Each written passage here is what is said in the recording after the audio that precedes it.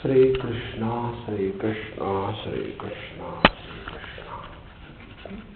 Gurur Brahma, Gurur Vishnu, Gurur Devo Maheshwara, Guru Sakshat Param Brahma, Tasmai Shri Gurave Namaha, Tasmai Shri Gurave Namaha. In our introduction yesterday, we have learnt a basic thing that when we talk about life, we must talk about in its entirety, a holistic understanding. If we take only a part and try to deduce about the whole, we will be wholly wrong and partly right. Therefore, life has got these basic three experiences. One is the waking, the dream and the deep sleep. All of us have made a personality out of us only on the basis of the waking experiences. The dream and the deep sleep experiences are not taken into account at all. So when we talk about life, we have to take into account all the three: waking, dream and deep sleep. And waking is indicated by an alphabet O. The dream is indicated by another alphabet U. And the deep sleep is indicated by the third alphabet M. Thus, Om or A-U-M refers to the complete life. Now, we today will try to take into account the understanding of what is the waking life. See? So, these three experiences, waking, dream and the deep sleep, they are referred in Mandukya Upanishad. Mandukya Upanishad, as I referred yesterday, has only a dozen mantra. It is the shortest and smallest Upanishad, but it contains all the wisdom that is required. Om iti tad aksharam idam sarvam tasya upak vyakhyanam bhutam bhavat bhavishyaditi sarvam onkara eva yaccha anyat trikalapitam tad api onkara eva. First statement. This whole world is nothing but Om. What is that whole world? Bhutam, all that was past. Bhavat, all that is present.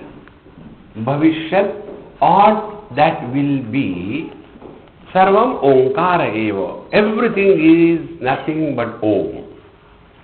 Yaccha anyat, is there anything other than the past, present and the future? If you think, that also is Om. And Trikalapitam tadapi Omkara eva. And if there is something beyond the three periods of time, that also is Om. So, tasya upavyakhyanam. Now we will try to learn in depth what is the meaning of this Om. Yesterday, as I mentioned, if we utter a sound without attributing meaning to that sound, it becomes a noise. See, like a Chinese person, I went recently to China. So, when they will talk, for us it is a noise. Ping, pong, ah. So you simply, what happened? Because for us it is only a noise, it has no meaning. As we laugh to the sounds uttered by a Chinese because we don't understand the meaning, in the same manner, the wise people are happy in this world when we say Om Bhurvusvaha तत्सवितुर्वरेण्यं भर्गो देवस्य धीमहि धियो यो न प्रचोदयात्। ओम नमः शिवाय। ओम त्र्यंबकं यजामहे सुगंधिं पुष्टिवर्धनम् उर्वारुकमिव बन्धनात् मृत्योर्मुक्षीयमामृतात्। अहं ब्रह्मास्मि तत्त्वमसि अयमात्मा Brahma. See, these words carry no meaning for us. Like the Chinese words carry no meaning for us. We only say Om, but what exactly Om means? So here is a complete exposition on this Om. Sarvami etat ayamatma brahma soyamatma chatushpa. Now the next and the most important step in understanding a complete import of Om, whenever we study something, in our studies and understanding, we become objective in understanding. See, take a test tube, put zinc piece in that. NZ or ZN?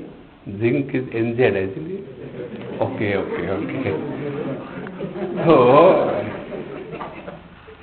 So you put the Zn into that test tube and then go on pouring H2SO4 and then there will be a chemical reaction. We had a teacher, she was very, very intelligent. She used to teach us chemistry. Take the tube like this, okay? Then pour. Means put it slowly. Don't pour, okay?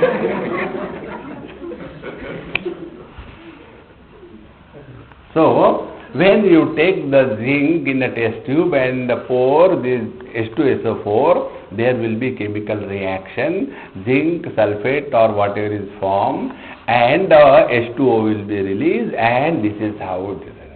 Understood? What is that? Zinc I am not, H2SO4 I am not, test tube I am not. When they are put together, something happens somewhere. I am alag Baba. I am not at all involved in that chemical reaction.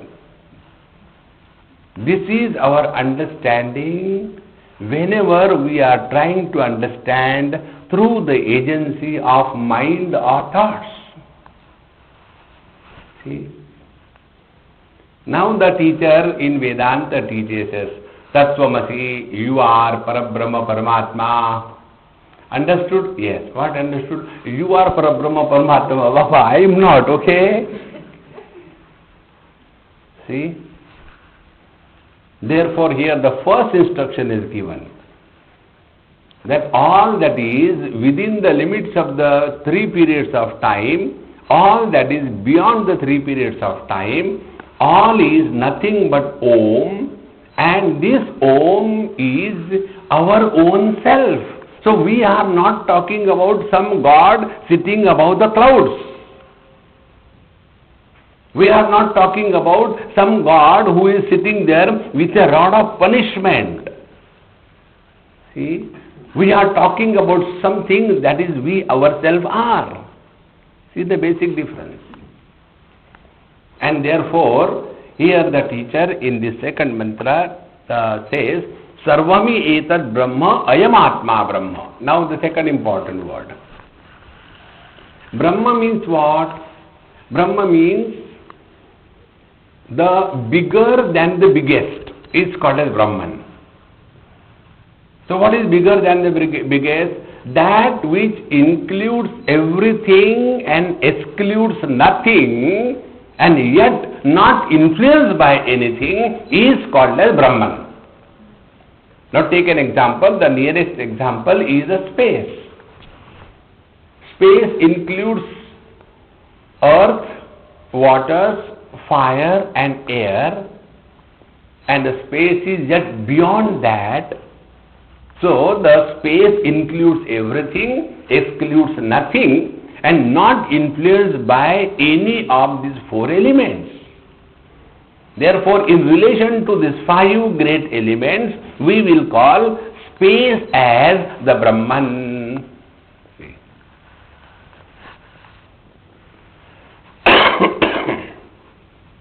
So, Ayam Atma Brahma. This is one of the most important spiritual practice. Do we have meditation session here? When? Sunday. Okay, Sunday session we will practice this. This is the new yoga which I have coined. It is already there. Only the same old stuff with a different label. On the spiritual path, anything which is new, it is dangerous. On the spiritual path, the ancient wisdom is the ultimate authority. In the material science, latest discoveries are the most advanced and good ones, isn't it? First came the tapes, then came the CDs, then came the MP3s, then came the DVDs, now the Blu-rays, and after we don't know, Blue Moon will come somewhere. See? But in case of the spiritual path, it is the ancient wisdom which is the ultimate authority. Therefore, when we talk about Ayam Atma Brahma, we become first of all subjective in understanding. I'll give an example. What is the meaning of becoming subjective in understanding? In a wrong manner. Then we'll understand in the right manner. I went to address some students in a medical college in India. After my lecture was over, one boy came. He said, Swamiji, I think you will be able to help me. I said, no, money-wise I don't help anybody. No, not money-wise. I said, otherwise I can help. So he came, he became otherwise, and I explained him. His problem was, Swamiji, I am having, some kind of, heart problem.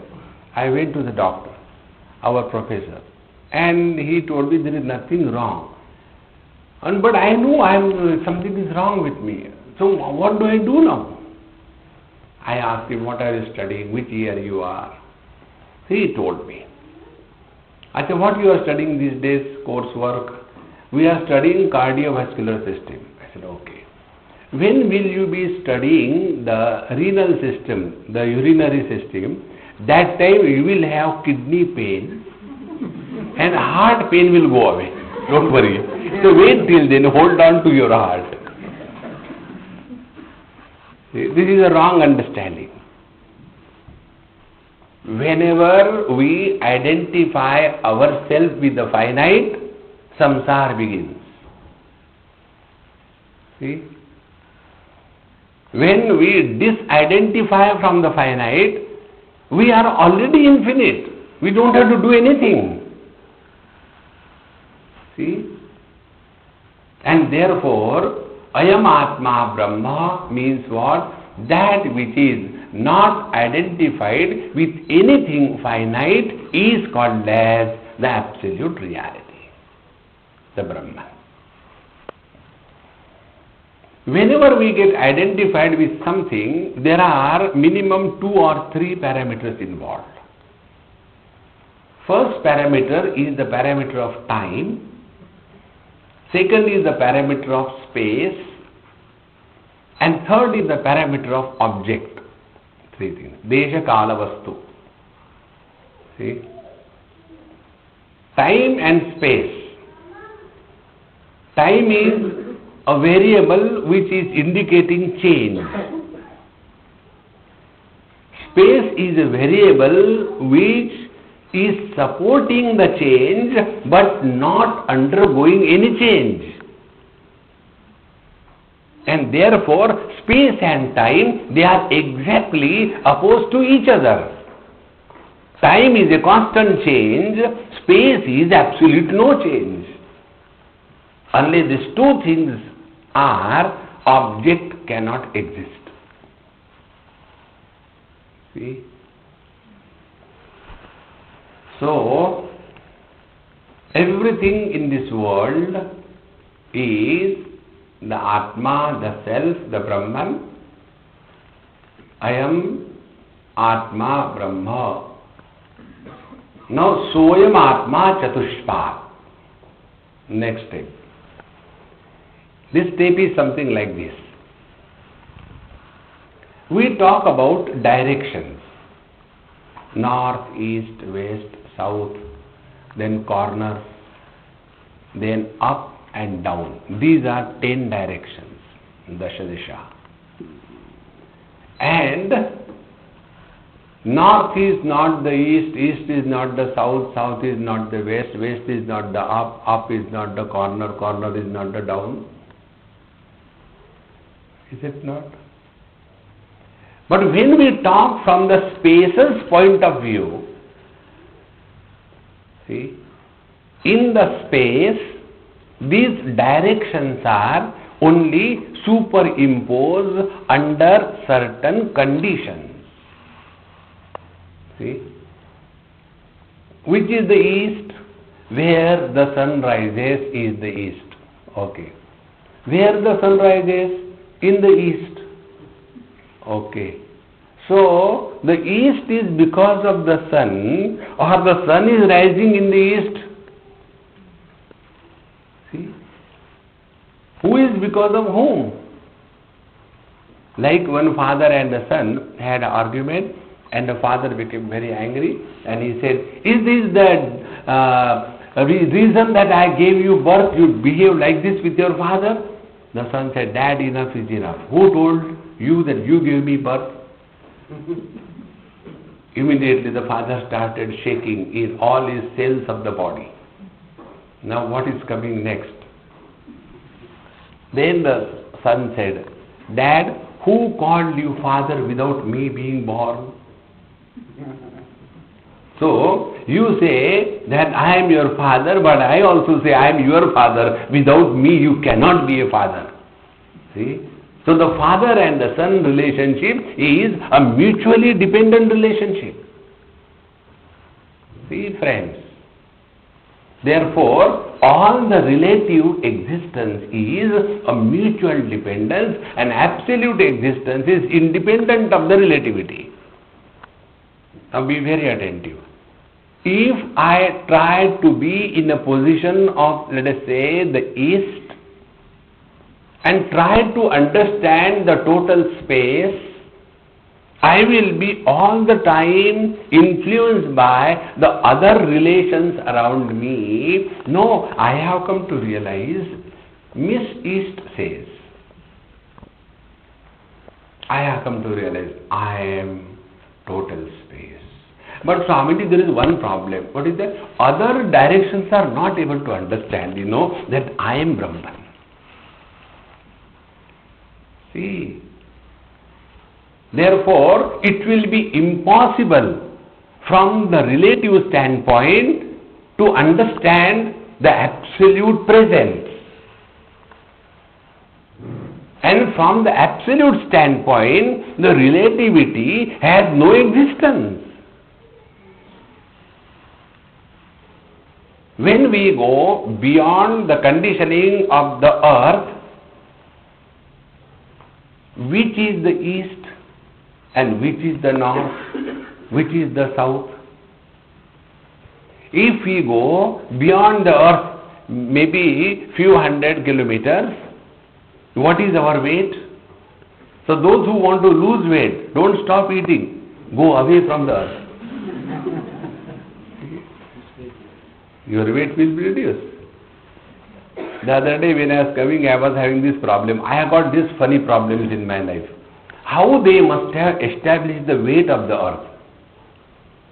See, our weight we can understand. When we are on earth, we have got a different weight. But when we go on the moon, our weight changes. Where the weight has gone? I am the same. Where the weight has gone? See? So these three parameters, time, space and object, these three are superimposed on the absolute reality. See, friends. So, here the Upanishad is giving us the meaning. what is the position of the relative existence from the absolute standpoint, and how a relative standpoint should cognize the absolute reality.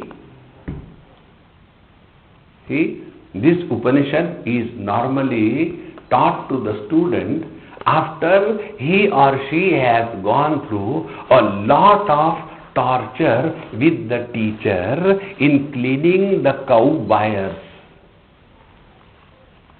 See? There was a student, he reached the teacher and, sir, please tell me the truth. The teacher said, you are Parabrahma Paramatma Tattvamasi. The student said, I think this fellow doesn't know. He calls me Brahman. He doesn't know my real nature. Okay, Maharaj, thank you very much. And he goes away. To another Mahatma, there are people who go for guru shopping to India. And they ask us also a question. Swamiji, I got only 1 week, and I am coming to India. Can you please tell me some places where I can see a good guru? Good guru? I said, there are many, malls. You can go to Haridwar, Rishikesh, Vrindavan, and then you can select, you have got different varieties. So, this person, he was a guru shopper, so he went to another Guru Maharaj. And after having gone, he said, sir, I went to that Mahatma, and you know what he told me? What? I am Brahman, is it possible? So that next Mahatma immediately understood. He said, no, how it is possible? And even if you are Brahman, unless you do sadhana, see, you have to do sadhana something, then only you can become Brahman. Till then you are only miserable one. I think this Mahatma knows. See? And then, yes, beta, I will take care of you. To know the Brahman, to become Brahman, you have to do sadhana. And I was praying to the Lord, oh Lord, send me a right disciple. And he answered my prayers and you have come. See? There are many people who get enchanted by this kind of coincidences and consider that as a great thing in life, and they get caught up on the wrong steps. Don't get lost in cause and effect. Otherwise I was going, then this happened, then that happened,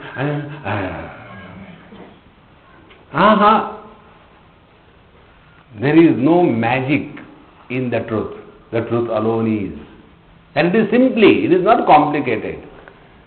See, one person came and asked me one day, Swamiji, I studied Vedanta a lot and nothing I am understanding what I should do. Please tell me Vedanta in one line. I am fed up. Studied all Upanishad, this thing, that thing. Tell Vedanta in one line. I said, okay, note down. Vedanta is spirituality made complicated. Vedanta. See? So this man went to the other teacher and the teacher said, I have prayed to the Lord and he has sent you to me. So I have got about 200 cows in the byre, and unless you do go seva, go and do seva, it's called a go seva. And there he was told that you have to do this go seva for 36 years. 36 years means 3 tapas. 1 tap is equal to 12 years. And go and clean the cow byres and remove the cow dung and remove the urine and then clean everything, spick and span. And in this go seva, you will do a tapasya, and then I am telling you. For 36 years, if you remain in a cow byre, you start ruminating, because that is what you were seeing all the time. And thereafter, you start giving the same fragrance of the cow dung and the urine. See? after 36 years over, sir, my 36 years are over. Yes, beta, I know.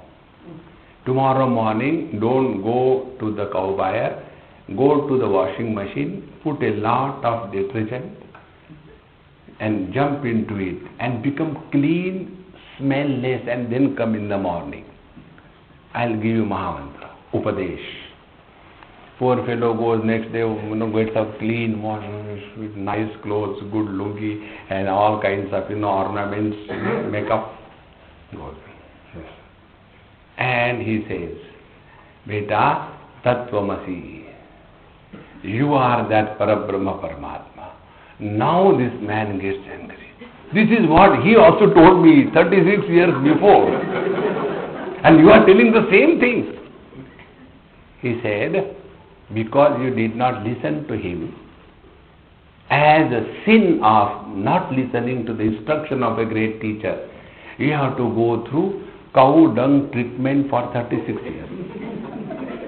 This is the karma phala. The sin that you have incurred, that you didn't listen to the teacher. Now, yes, if you don't listen to me, next is not cow dung, but human dung treatment for next 36 multiplied by 3. See? The path is extremely simple. If there is a thought of doing something in our mind, we are accepting ourselves to be a limited one.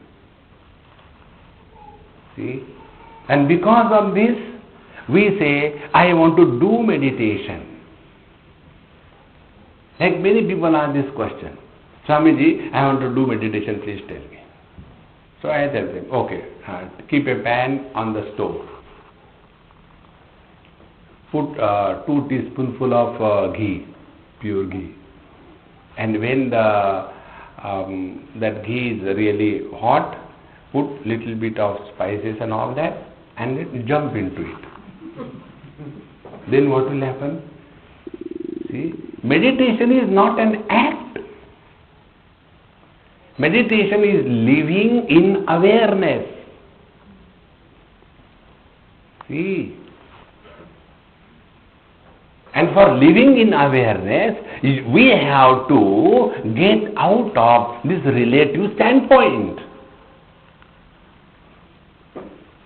The great masters in India, like an example I'll give you, let us take Samartha Ramdas Swami.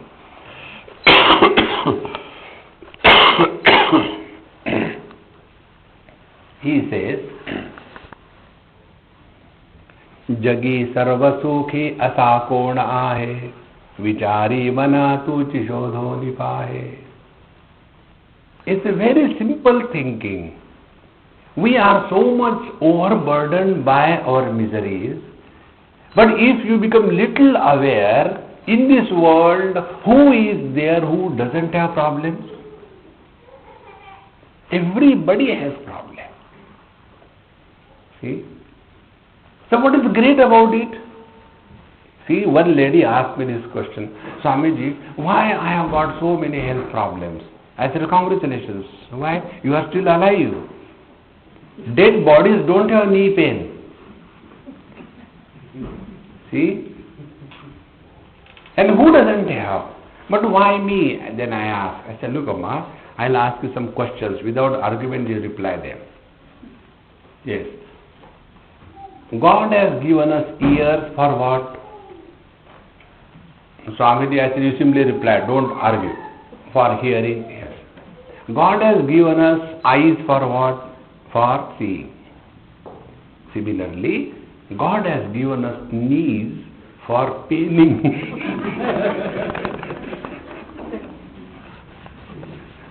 So, where is the problem?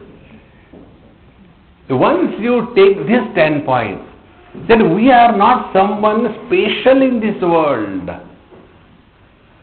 It is bound to happen one way or the other. Then only we will leave the relative standpoint and then come to cognize the absolute standpoint. See? Now I'll give an example how to get out of the relative standpoint and come to the absolute. When the student goes to the medical college, he or she studies anatomy. Now, is the student studying the anatomy of that particular dead body? He is studying the anatomy of human beings on a particular dead body, is it not? And when he has to go and do the operation in his surgery, will he say, to find out where is the femur, let me go to the dead body and find out? No. So anatomy, although we study on a specimen, it is meant for the species, is it not? In the same manner, whatever experience we go through in life as a specimen, now apply that on the species as a whole. See? Then alone we will get out of the relative standpoint. Otherwise, the same problem, Swamiji, my children are like that, and see, this is always like that. It can't be anything new. Like husband and wife, always complaining about each other. One husband, he told me before his wife, Swamiji, I don't know what sin I have done in the last life. I got such a dumb wife. So when he said like that, I said, I agree with you, she is dumb. So she became angry. Swamiji, you also call me dumb. I said, Mama, let me complete. Then I told him, had she been wise, who will marry you?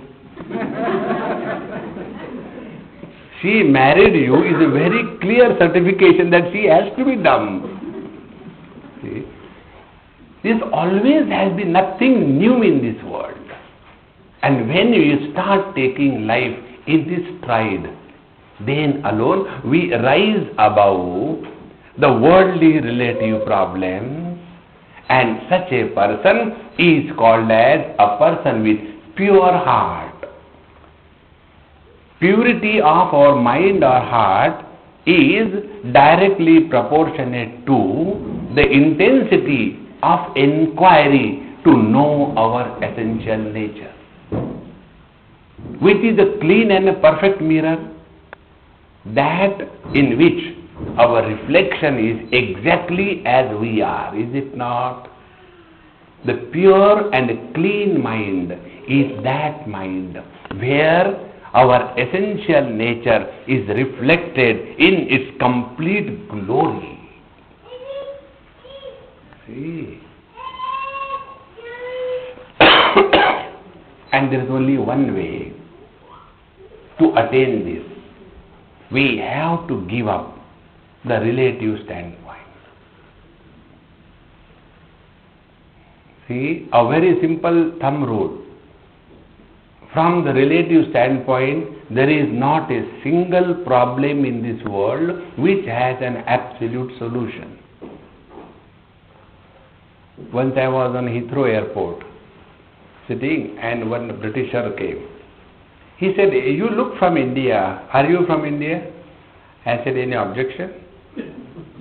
He said, no, I just wanted to know why you guys and these Pakistani fellows are fighting over that Kashmir foolishly. I said, yes, we are doing the same thing as you taught us, as you are doing between England and Ireland, the same thing. See?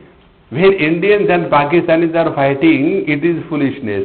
And when the Britishers and Irish people are fighting, it is a question of principle.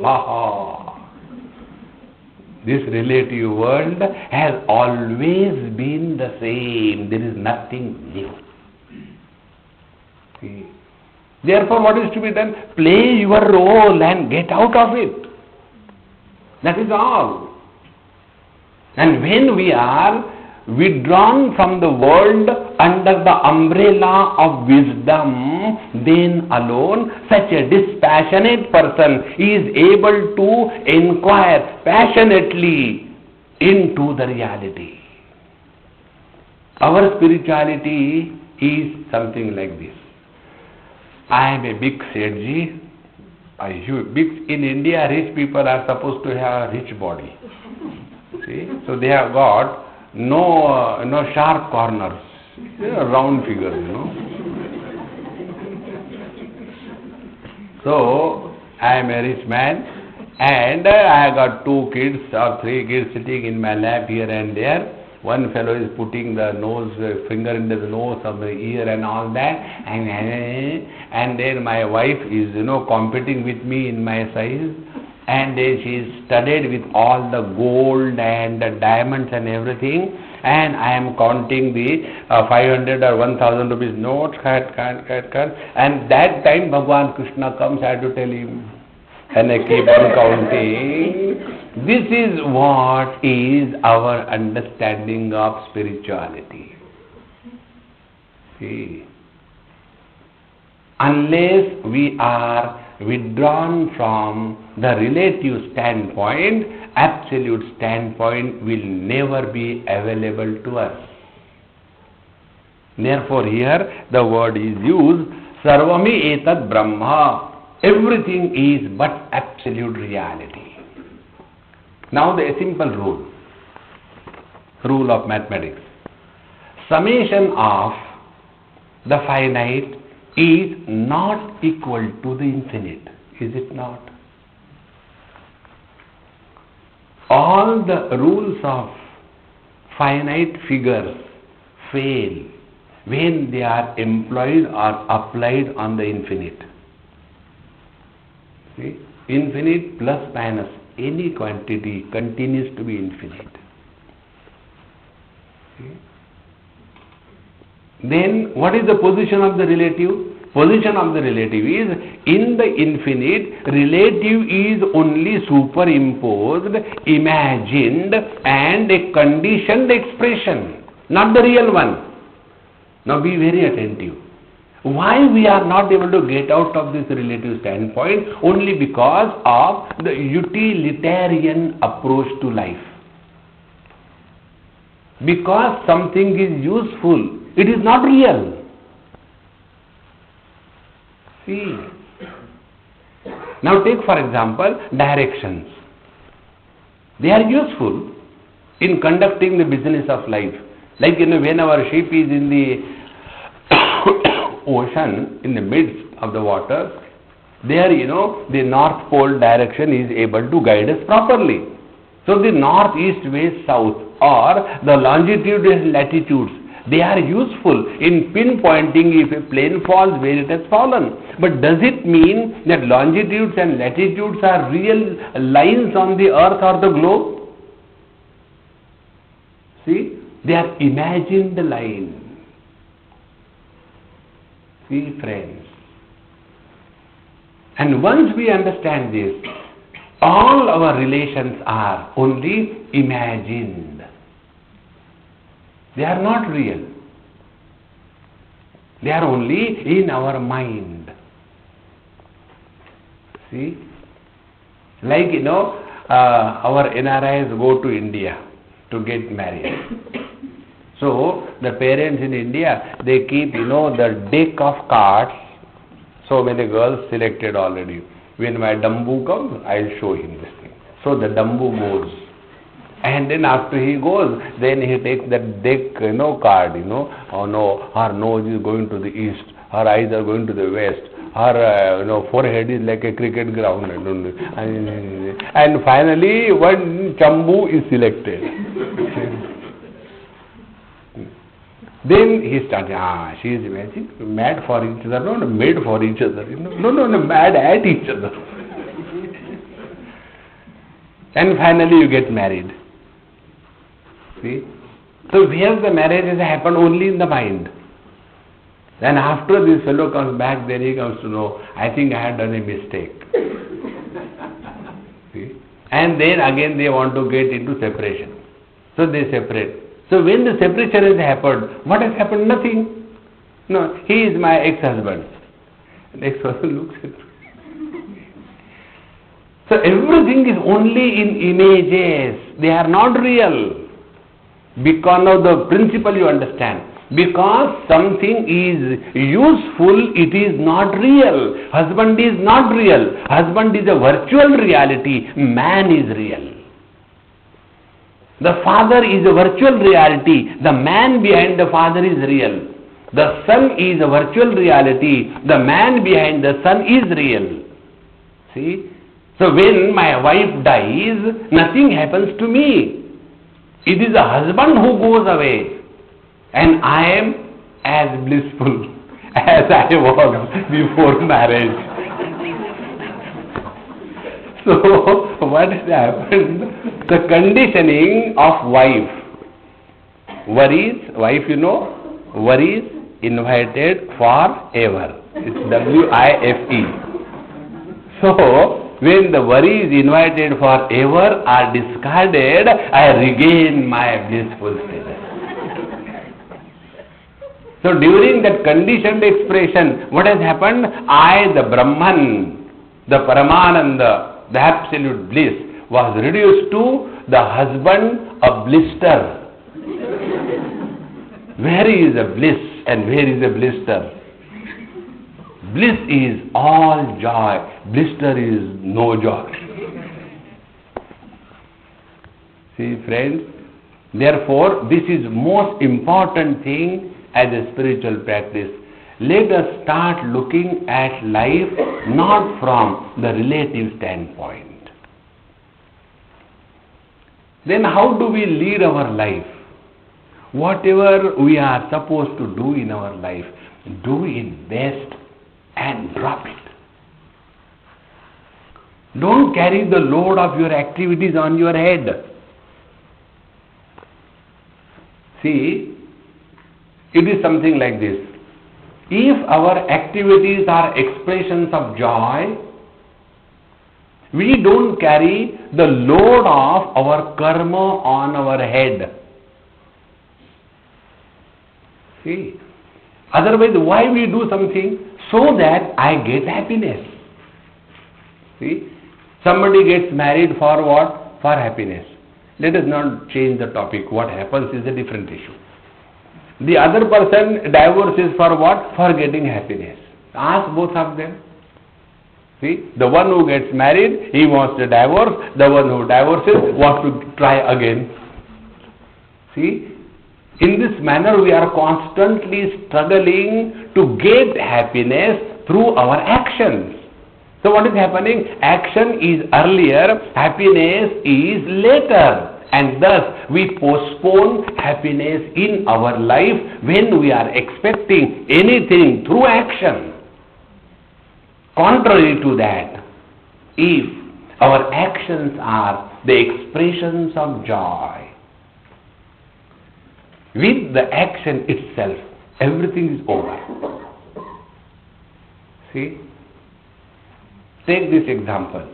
I am talking to you. This is the truth. You are listening to me. I can only imagine. Because it is subjective. See?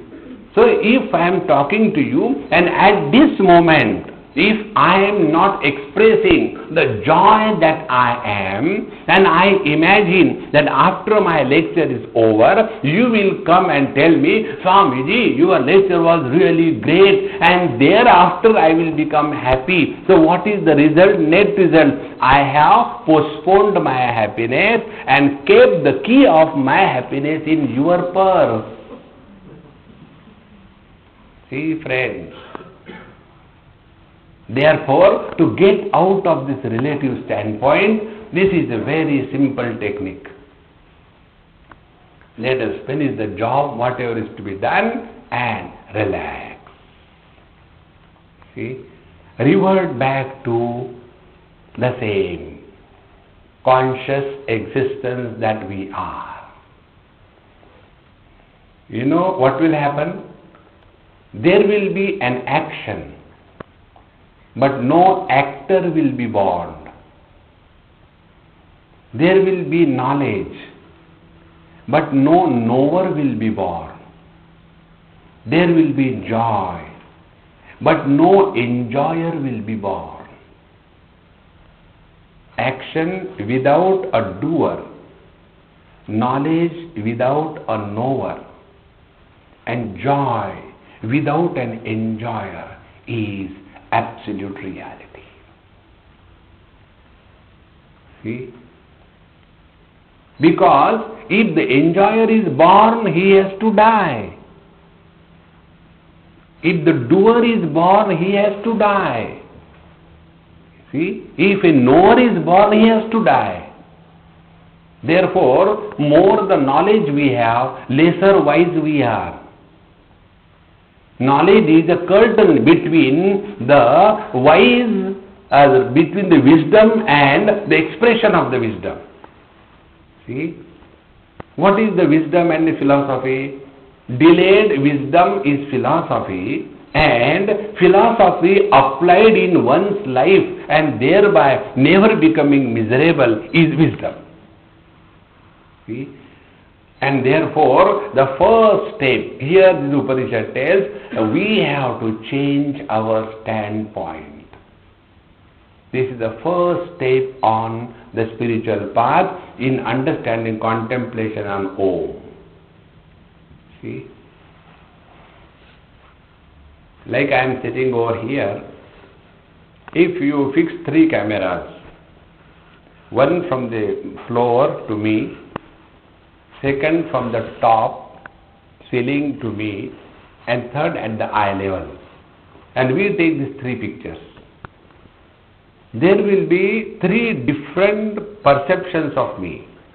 The camera which is focused from lower to me will show as if I am very tall. The camera which is focused on the top and taking the photo, I will be looking a pygmy. But my real picture will be when the camera is at my eye level, is it not? In the same manner, the real picture of life is possible only when we take the correct standpoint, and the correct standpoint is, instead of looking at the life from the relative standpoint, look at the life from the absolute standpoint.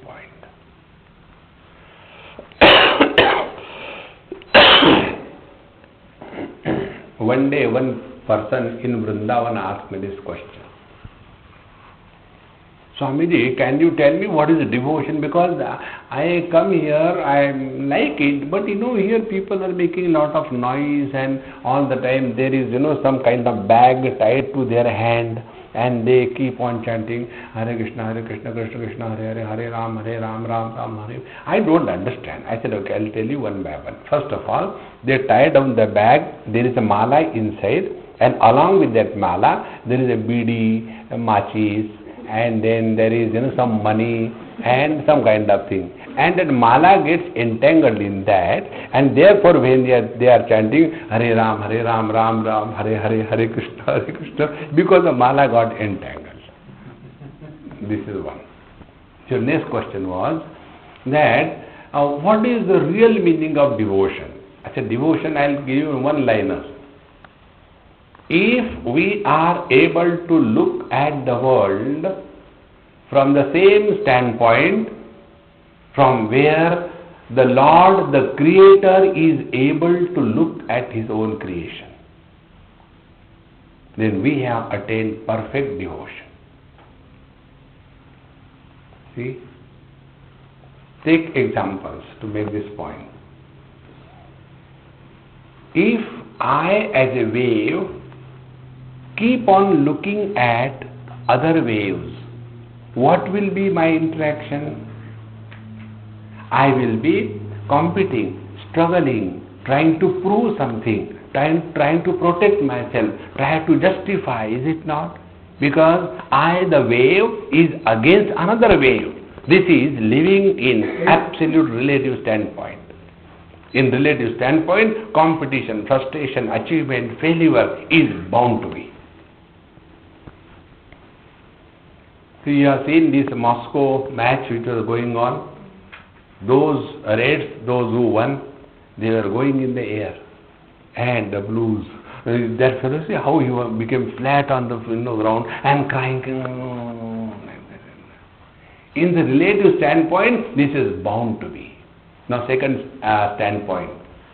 When the wave is looking at the ocean, will the wave compete with the ocean? Will the wave be jealous of the ocean? Then what will be the relationship of the wave with the ocean? That of submission and humility. See?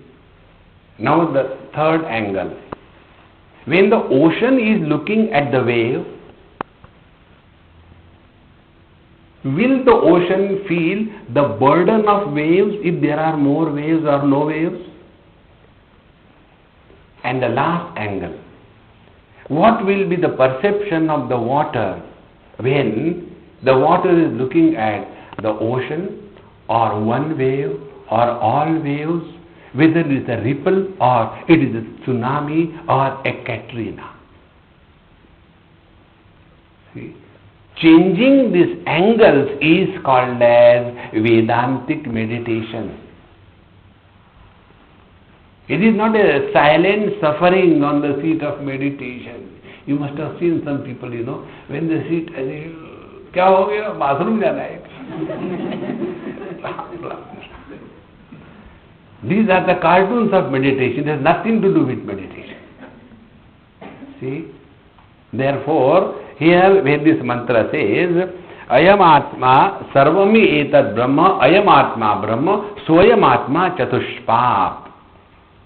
So now we have come to this conclusion that everything is absolute Om, and all that was in the past, that is in the present, that will be in the future is Om, and all that is beyond the three periods of time, space and object is Om, and that Om is Brahman, one without a second. There is nothing bigger or smaller than this, because in the absolute there cannot be relative comparison, and this Brahman is you. I am Atma Brahma, and Soyam Atma Chatushpad, and we have four stages to recognize our experience.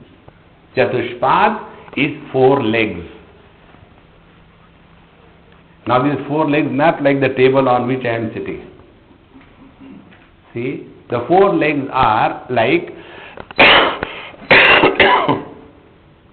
4 quarters in a dollar. See, so when you have got a dollar currency note, and if you have to give 1 quarter, you don't make it like this. See? Then that 1 quarter is superimposed or imagined in that one. See, in the same manner, our life has these 4 quarters. First quarter is waking experience, second quarter is dream experience, third quarter is the deep sleep experience, and all these three are supported by the fourth one, which is present in the waking, which is present in the dream, which is present in the deep sleep, and because we are talking about the three, it is referred as the fourth. Otherwise, it is the one. Please understand this point, it's very important. So, Soyam Atma Chatushpad. Now, the Prathama Padaha, the first step. What is the first quarter of our life? Now here the teacher says, Jagarita Sthano Bahishpradnyaha Saptangaha Ekonavinchati Mukhaha Stulabhuk Vaishwanaraha Prathama Padaha. Now here the waking experience is explained. I will give you this explanation in very simple terms in our day-to-day language. See, that experience in which the object and the thought or the word indicating the object, they remain separate from each other, that experience is called as a waking experience. Take an example. This is a container, a small container. So container is a word, and this object is separate from that word.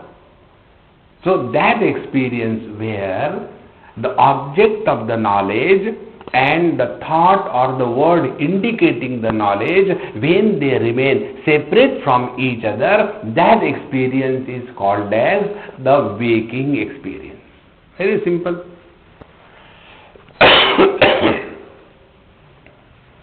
And in this experience, the object which is known is other than I, and the knower is I who is inside the body. See?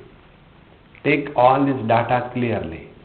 So what is an waking experience? Waking experience is that experience where the experiencer puts himself inside the body and all that is experienced is outside the body, and the bridge joining the out and in is the word or the thought. And this is how the waking experience comes into being. See? A very simple, clear definition. Now, this waking experience will remain valid only till such time when we are identified with the gross body, and when we are identified with the gross body, then alone a sense of in and out prevails. See? It is something like this, Where is that bottle you had, medicine was? Oh, it is in my pocket. Okay, inside the pocket. Where is the glass of water? It is outside. Very good. Where is the glass of water? It is inside the room. Okay. Where is the car? Car is outside. Where is the car? It is inside this compound of the school. Where is the railway station? Outside. Where is the railway station? Inside Auckland. See? Where is Brisbane? Outside New Zealand. See? So in and out is always with reference to some conditioning. So when I say, where my hand goes? Inside. I say. I never say. When I say, see, because we all recognize ourselves as seated inside. Means what? That experience where there is a concept of in and out, that experience where the object of knowledge and the indicator of that object through word or thought, when they are separate from each other, that experience is called as the waking experience. See? And the one who is going through this experience is called as Mr. Waker. In our India, there are places like Bihar, Bengal, then Orissa, part of East UP. There they cannot pronounce W. The W is always pronounced as B. So, that is why the people from this part of India, they are never worried.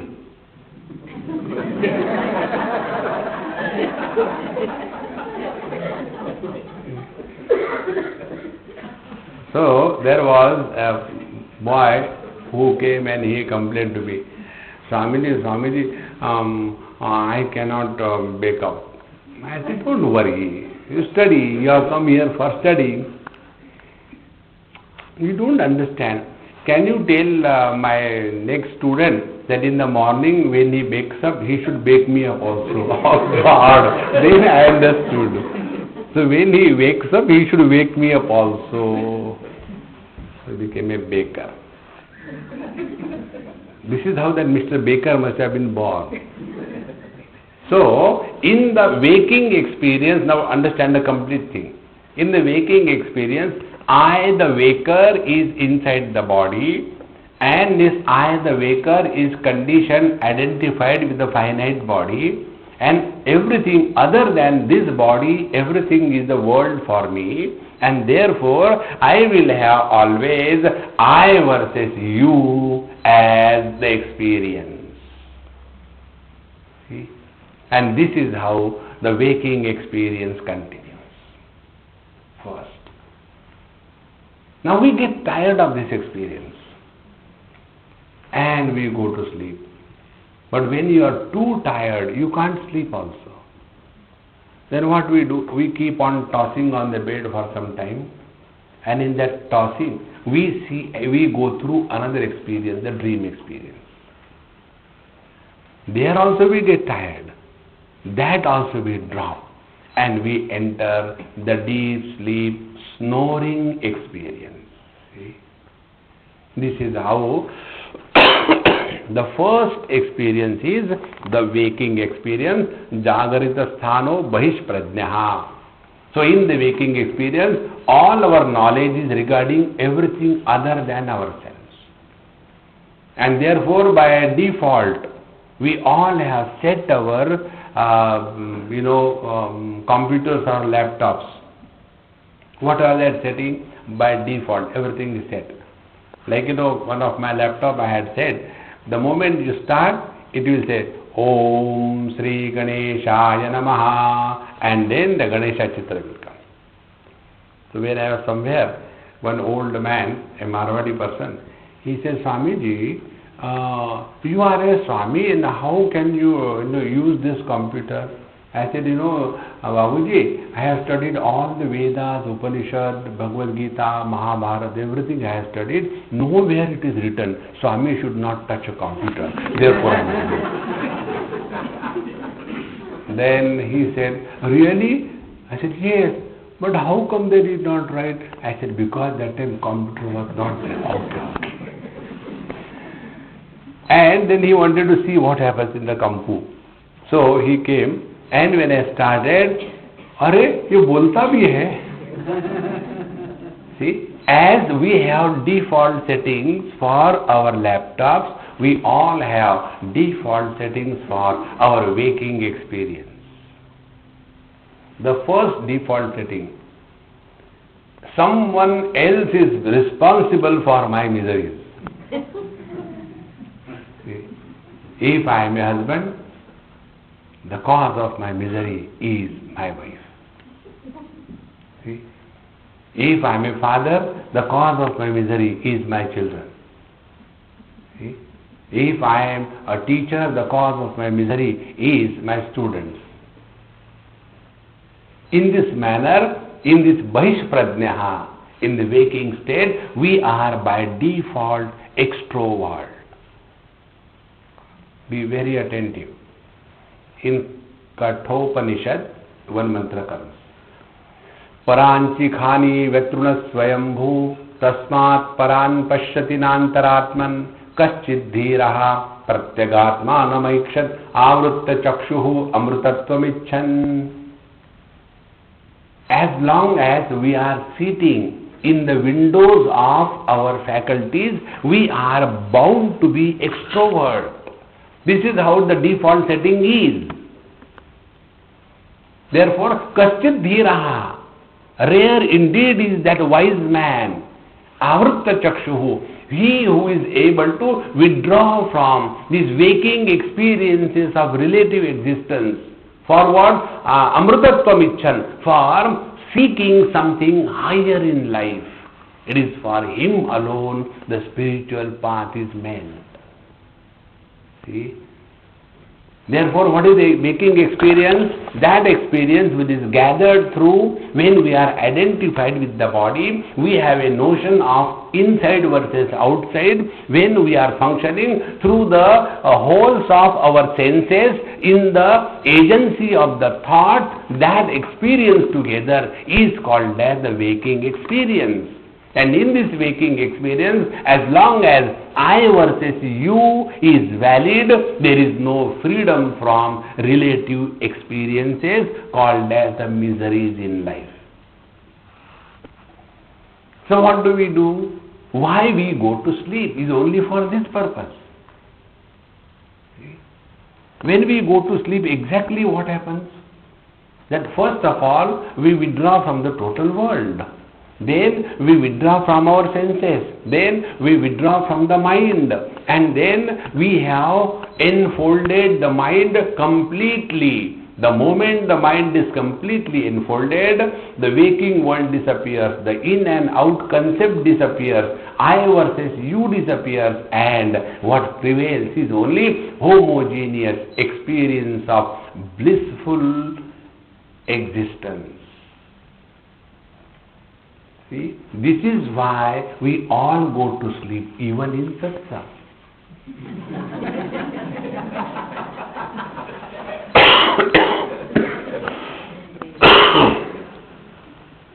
Because ultimately, one day, it so happened, in a school, two students were sitting, and one student was sleeping. So the teacher got very angry. He told the other student who was not sleeping, "Hey, wake him up, he is sleeping." So the student said, "Why should I? You put him to sleep."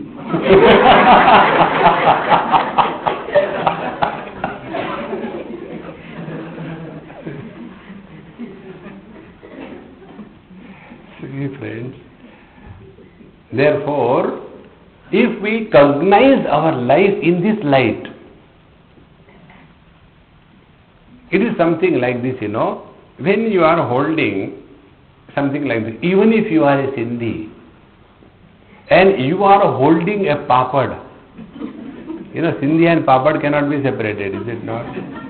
When you go to any Sindhi's house, the first thing they will give papad and then give a glass of water. They start with papad. Even if there is any heat, garmi, papad lekar kar. So, even if there is a Sindhi and you give him papad and ask him to hold it like that, what is the weight of the papad? Hardly anything. But if he is holding it for some time, he will get tired. See? In the same manner, our mind gets tired of holding on to this terrible thing called as the gross body. Among Gujaratis, there is no gross body. For Gujarat, it is a gross body. So, when the mind is identified with the gross body, it gets tired. When it gets tired, it wants to drop.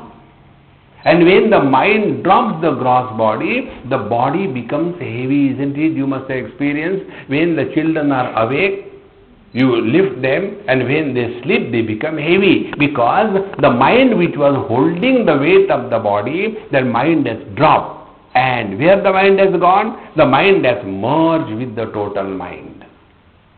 And in that total merge, there is nobody as husband, wife, brother, sister, mother, father, rich, poor, in India, outside India, 2008 or 1942, none of these parameters are operating, and there we are Mr. Nobody. The net result is we experience bliss. See? And again come back to the gross body identification, again I versus you, and again husband versus wife, and again rich versus poor, and the world of relative existence starts persecuting. And every day we are doing it, and yet we don't become aware that this is happening every day. There is nothing new that is happening. Therefore, as I told you in the beginning, Vedanta sadhana is not a drill at the level of the body. It is not twisting the body that Vedanta talks about, but straightening the wrinkles on the mind. See? And this can happen to begin with. First of all, we have to recognize we have to change our standpoint. So, this waker, Jagarja sthano Vaishpradnyaha Saptangaha Ekonvinshati Mukha Sthulabhuk Vaishvanaraha Prathama Padaha. Now, when the waker goes to sleep and the waking experience disappear, then what happens to the waker? Where does he go? See? When you must have seen in your house, sometime you keep the mirror in a slanting position,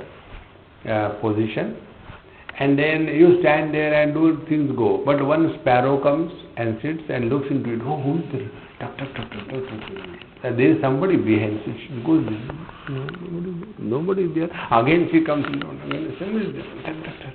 Starts bleeding. See? In the same manner, when the mirror is removed, where the reflection has gone? See? One day, one boy in BITS Pilani, I was teaching there, second year student, engineering, very seriously he came. Swamiji, I want to ask you some question. I said, ask. What happens after death? I said, whose death? What is, who are you? You are a Hindu or a Christian? Swamiji, I am a Hindu. I said, then we'll burn you. No, not like that. Then, no, what happens after death? I said, there will be one day holiday for the school. No, you are not getting my point. I said, really, I am not getting your point. What is the problem? No, what happens to the soul? Oh, soul, I'll tell you. Now, my rule is that you ask me a question, I'll ask you a counter question. And the reply that you give me, that will be a reply to your question, You know, there is one Hindi song. एक सवाल तुम करो, एक सवाल मैं करूं, हर सवाल का सवाल ही जवाब हो, एक सवाल तुम करो. Agreed? He said, okay, Swamiji. I said, you are an engineering student, you must have studied physics? Yes. When you switch on, light comes. Yes. When you switch off, light goes. Will you please tell me where the light goes? There the soul goes. Swamiji, you are confusing me. Yes, it is like that only. That which comes must go, is it not? So where from the light has come? From the bulb. So it goes inside the bulb. Dikhta kyun nahi? See? Therefore, unless we become very clear about analyzing our own experiences, when there is no identification with the gross body, and the waking experience disappears, where the waker goes. See, friends,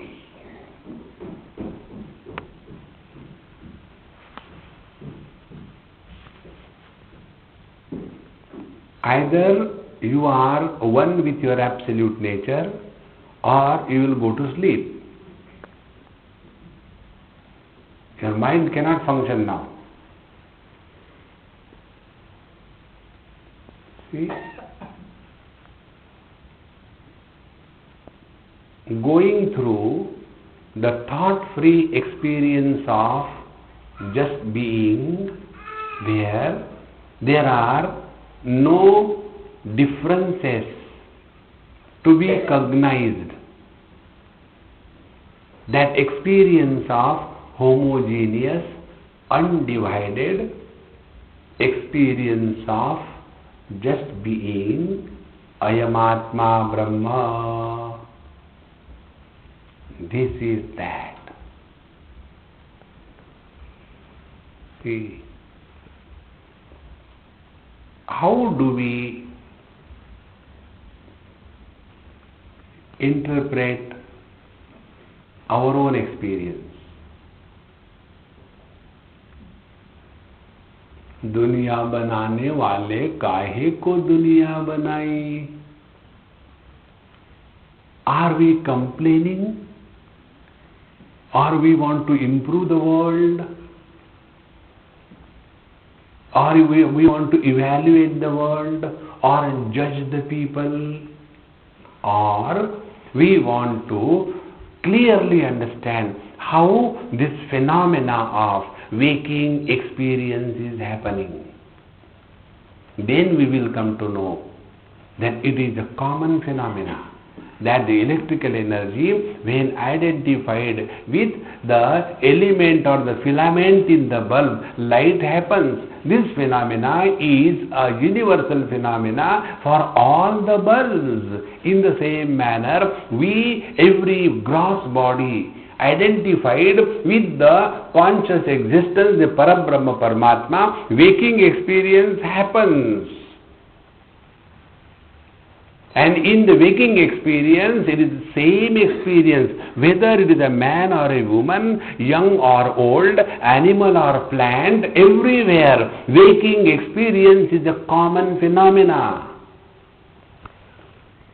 See, friends, then we have gone beyond the relative standpoint and come to recognize what will be the experience of the ocean when he is living as ocean and no more living as a wave. See, what is the distance and the journey a wave has to cross to reach the ocean? That is the distance and the journey and the effort a waker has to cross to reach the conscious bliss that he is.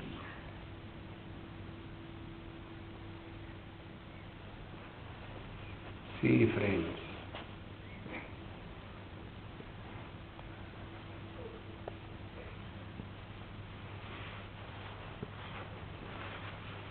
this is called contemplation on Om.